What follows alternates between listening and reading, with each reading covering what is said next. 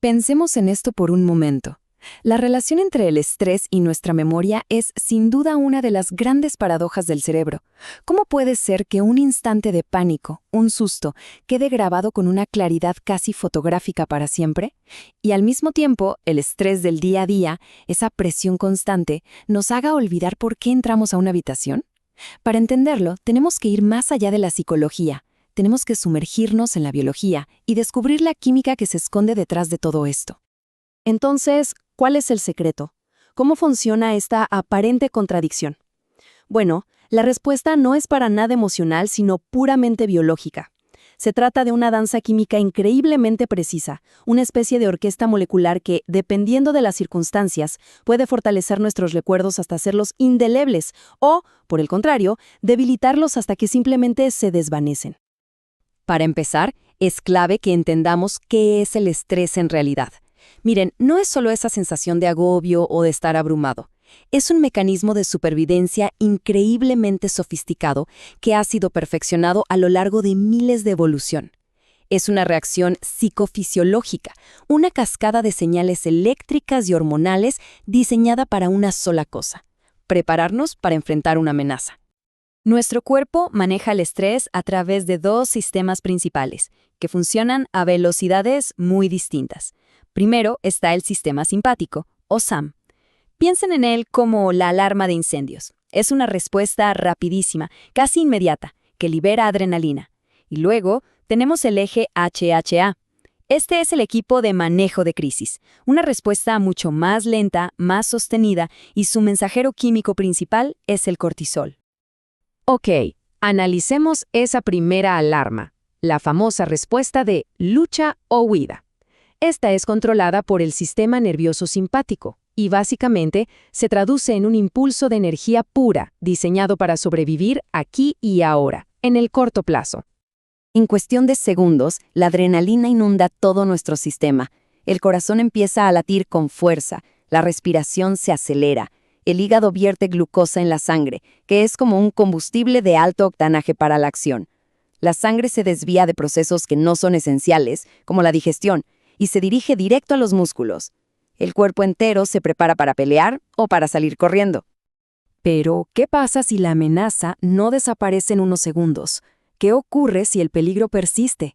Bueno, aquí es donde el cerebro activa su segundo sistema de defensa, el eje HHA, que está diseñado para orquestar una respuesta mucho más larga y sostenida. El eje HHA es, por así decirlo, el centro de mando para el estrés crónico. Es una red de comunicación súper sofisticada que conecta tres estructuras clave: el hipotálamo y la glándula hipófisis, que están en el cerebro, con las glándulas suprarrenales ubicadas justo encima de los riñones. El proceso es una cascada hormonal que está perfectamente sincronizada. Primero, el hipotálamo detecta la señal de estrés y libera una hormona. Esta viaja hasta la hipófisis, que a su vez libera una segunda hormona, la ACTH. Y finalmente, la ACTH llega a las glándulas suprarrenales y les da la orden de producir y liberar cortisol en la sangre. A ver, al cortisol se le conoce como la hormona del estrés, pero en realidad es un regulador maestro con efectos en todo el cuerpo. Modula el metabolismo, suprime la inflamación, ajusta la presión arterial e incluso influye en nuestro ciclo de sueño. Su misión es mantener al cuerpo en un estado de alerta sostenido, reequilibrando todos los recursos para una amenaza que se percibe como a largo plazo. Y con esto, volvemos a nuestra paradoja inicial. Con estos dos sistemas de estrés activos, ¿qué le pasa a la memoria? Pues la respuesta, si mejora o se deteriora, depende de la interacción entre dos estructuras cerebrales clave. Y por supuesto, de la naturaleza misma del estrés. La primera de estas estructuras es la amígdala. Podríamos verla como el centinela emocional del cerebro. Está escaneando el entorno sin descanso, buscando peligros, y cuando detecta uno, dispara la alarma del miedo. Su función es importantísima para imprimir el componente emocional en los recuerdos, asegurándose de que las experiencias peligrosas no se nos olviden. El segundo actor principal es el hipocampo, que es como el archivador de nuestra memoria. Se encarga de organizar y codificar los detalles más concretos, los hechos de un recuerdo, el qué, el dónde, el cuándo. O sea, si la amígdala graba la sensación de miedo, el hipocampo es el que graba los datos del evento. Y es justo en la interacción de estas dos áreas donde se resuelve la paradoja. Durante un evento de estrés agudo, como un susto, la amígdala se activa con una intensidad tremenda. Esta activación, digamos que sobrecarga al hipocampo y lo obliga a grabar los detalles con carga emocional con una claridad asombrosa. Pero al mismo tiempo, suprime la memoria de los detalles neutrales, los que no importan. El cerebro básicamente hace una apuesta por la supervivencia. Recuerda la cara del ladrón, no el color de las paredes de la habitación. Pero claro, el estrés crónico es una historia muy diferente. Cuando los niveles de cortisol se mantienen altos durante semanas o meses, su efecto se vuelve tóxico, sobre todo para el hipocampo. Ese exceso de cortisol daña sus neuronas, lo que dificulta muchísimo crear nuevos recuerdos y deteriora la concentración. Y esa es la razón por la que olvidamos dónde dejamos las llaves. Ahora, cuando esta sobrecarga del sistema de estrés se vuelve extrema y persistente, puede dejar cicatrices muy profundas, dando lugar a condiciones que ya son patológicas. La más conocida de todas es el trastorno de estrés postraumático, o TPT. Para darnos una idea de su impacto, se estima que cerca del 8% de la población de Estados Unidos va a sufrir TPT en algún momento de su vida. Es una condición que no solo deja una huella en la mente, sino que llega a alterar la biología misma del cerebro. Los síntomas generalmente se clasifican en 3 grandes áreas. La primera es la reexperimentación del evento traumático, que aparece en forma de recuerdos que invaden la mente y en pesadillas.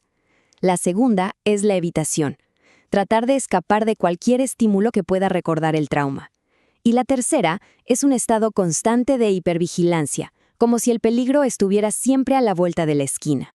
Y la neurociencia nos ofrece una pista importante para entender esta vulnerabilidad.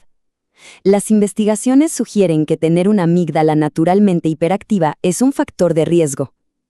Parece ser que las personas cuyo centinela emocional es más sensible son más propensas a desarrollar TPT después de un trauma, porque su respuesta inicial al miedo ya es de por sí más intensa. Y aquí está el verdadero núcleo del problema. El trauma no solo crea un mal recuerdo, sino que fractura la narrativa de una vida. Ese recuerdo queda como aislado, no se integra con el resto de la experiencia, creando una división profunda en la identidad, un antes y un después del evento. Entonces, lo que vemos es que la respuesta al estrés es un equilibrio increíblemente delicado. Es un sistema que fue diseñado para salvarnos la vida, pero que, bajo una carga extrema, puede volverse nuestra contra. El cerebro vive en esa tensión constante entre su propia vulnerabilidad y su asombrosa capacidad de adaptarse. Y todo esto nos lleva a una reflexión final. Si esta respuesta es tan fundamental para sobrevivir, la pregunta no es cómo eliminamos el estrés, porque eso es imposible, sino cómo lo gestionamos. ¿Cómo podemos cultivar la resiliencia para que este antiguo y poderoso mecanismo nos proteja sin que su poder nos destruya? Encontrar esa respuesta es, sin duda, uno de los grandes desafíos no solo para la ciencia, sino para la propia condición humana.